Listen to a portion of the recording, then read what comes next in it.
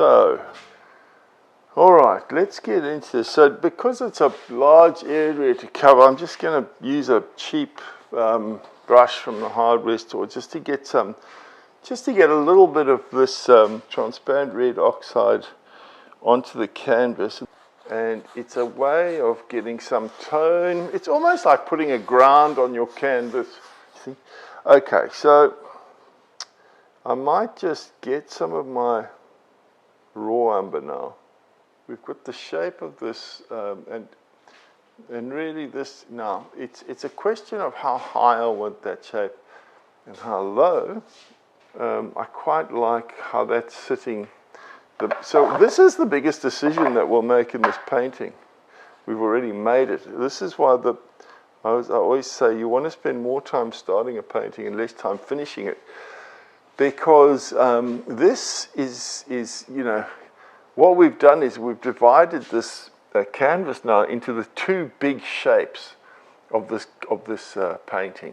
You know, the big light tone of the sky and the small low darker tone of the land, and that's the big statement that has to work. I sense we might want a little bit more tone at the top.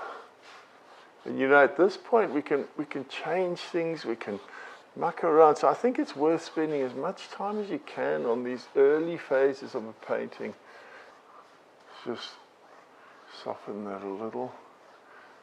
You know, my whole way of teaching and thinking is in the four fundamental elements of painting, which is shape, tone, edges, and color. Tone, I don't underestimate how hard it is to get tones that just work. You know, shapes are important. It's the character of everything. If you're painting a portrait, the shape of features, of course, gives you a lot of the time the person, the portrait. You know, it's critical. But the shape of a cloud, the shape of a tree, the shape of everything. Your shapes are important. It's kind of nice this because you start to feel where the opportunities in the painting are going to be, where the nice bits are. And here you can see why this is such a cool way of establishing things, because somewhere here we're going to have the lightest part of the painting. I can find that now just by doing this. It might be quite interesting. Maybe let me have a look at putting something in. I'm thinking sort of this kind of thing over here, up that cloud bank, up here, kind of a few more little bushy bits here.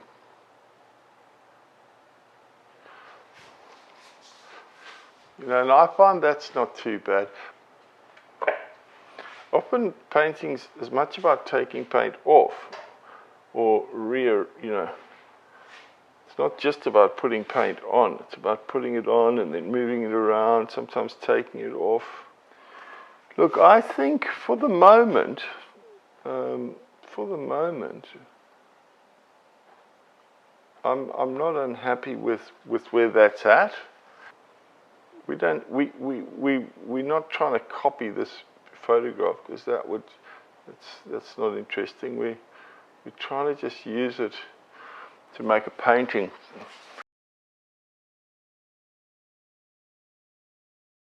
So we've established the overall sort of composition and drawing of this landscape. This orange background, believe me, it's making itself known through this paint.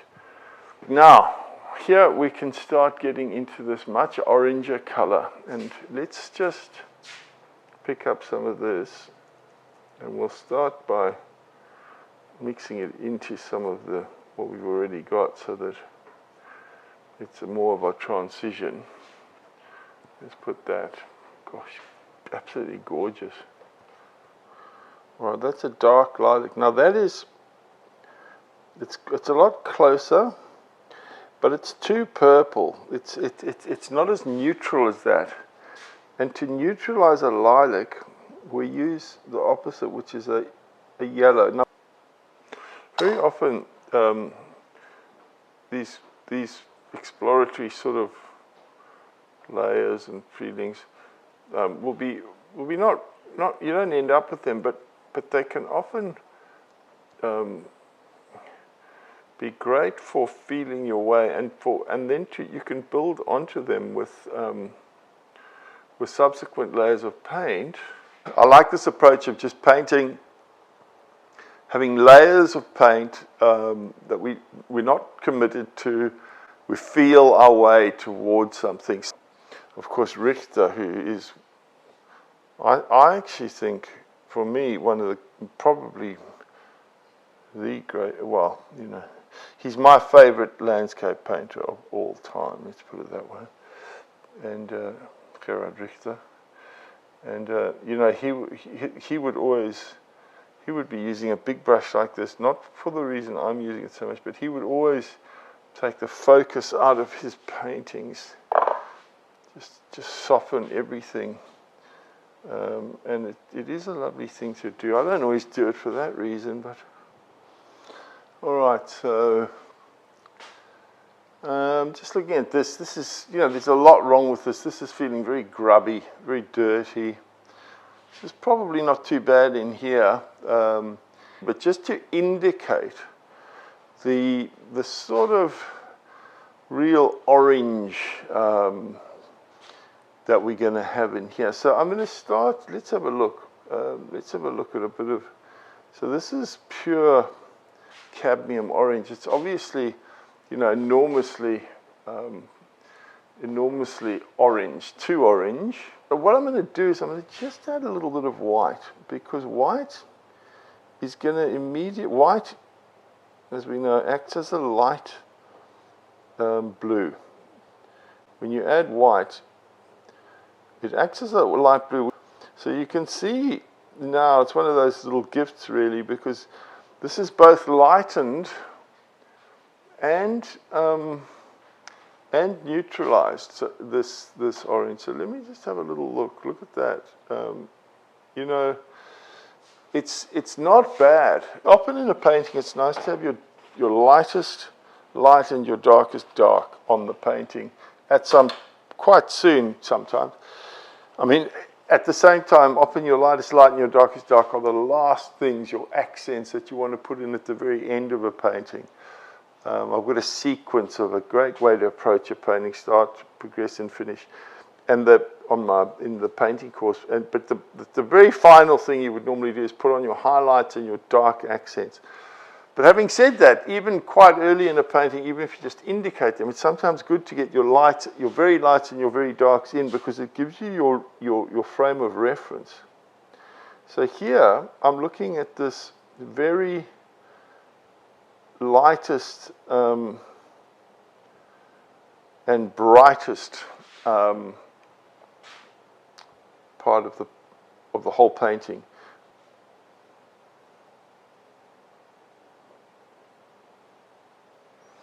Real light, and bright.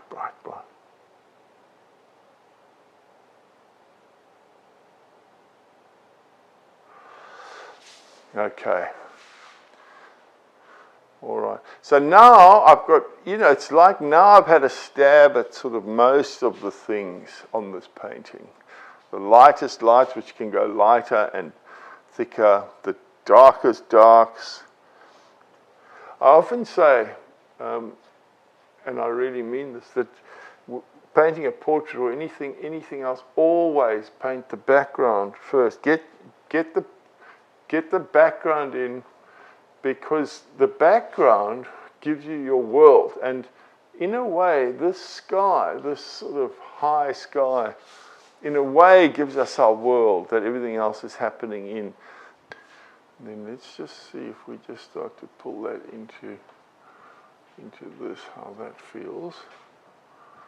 And then just,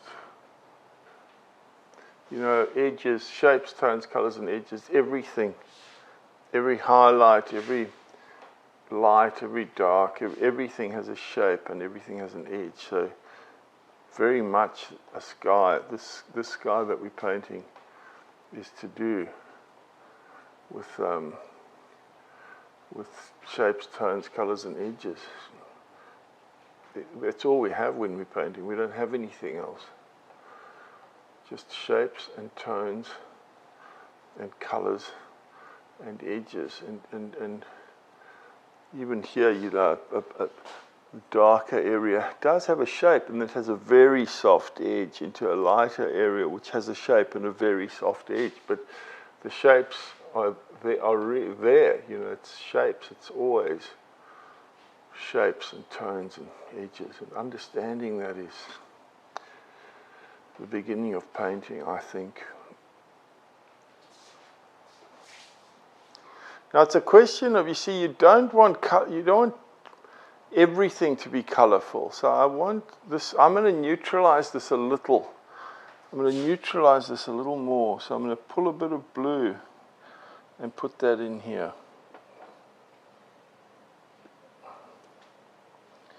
Okay, just to neutralise it a bit, because you can't have colour everywhere. If you've got colour everywhere, you've sort of got colour nowhere. So, okay, that's better.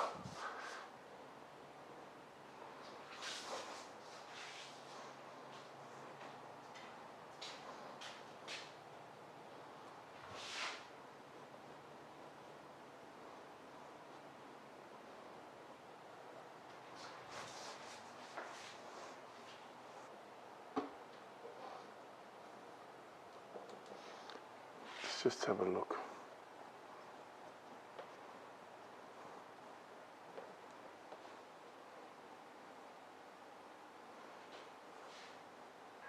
I do feel that this here, where it gets lighter, should get oranger.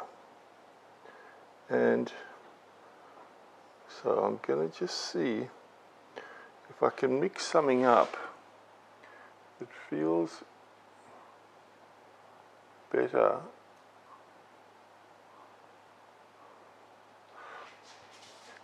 I think that's much better. Okay, now what we can do is pick up some of these really beautiful oranges. So let's have a look.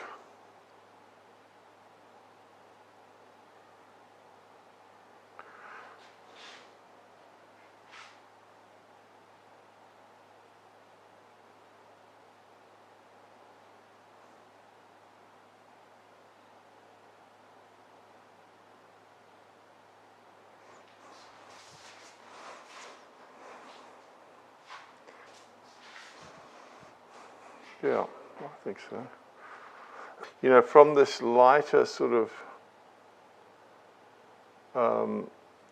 well, lighter and sort of more orange part of this cloud bank where the sun is behind it, you know, as that spreads out, it's very soft transition. It just becomes obvious in the painting. Really, it's about what is the light doing? I mean, if there's powerful orange light coming from there, then you know, you just start to know that things are going to require a little bit of light falling on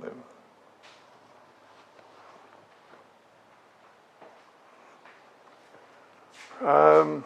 So yeah, a few, you know, we've gone about this painting, some layers down, found our way into it, established the big shapes, general shapes of the clouds, and then gradually refined it to this point. And I think at this point, I'm pretty happy. You know, it may be that it's a maybe that we do a bit more, but it may be that this is now complete.